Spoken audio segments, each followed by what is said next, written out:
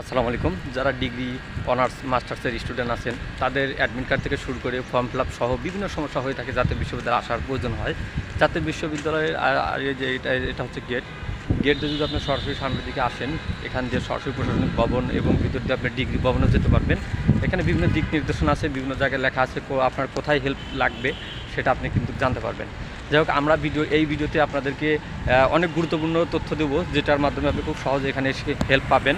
যেমন অনার্সের শাখা কোনটা, ডিগ্রির পরীক্ষার শাখা এবং উত্তরপত্র সার্টিফিকেট কোথা থেকে তুলতে হয়, A to Z সব কিছু কিন্তু এই ভিডিওর মাধ্যমে আপনারা জানতে পারবেন এবং খুব সহজে কিন্তু হেল্প নিতে পারবেন। কীভাবে হেল্প নেবেন, কার মাধ্যমে নেবেন, A to Z মোটামুটি আপনার বেসিক ধারণাগুলো পাবেন।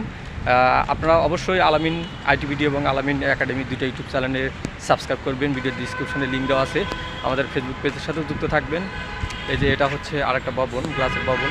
এই ভবনের এই যে বাম পাশে দিয়ে এটা হচ্ছে গেট।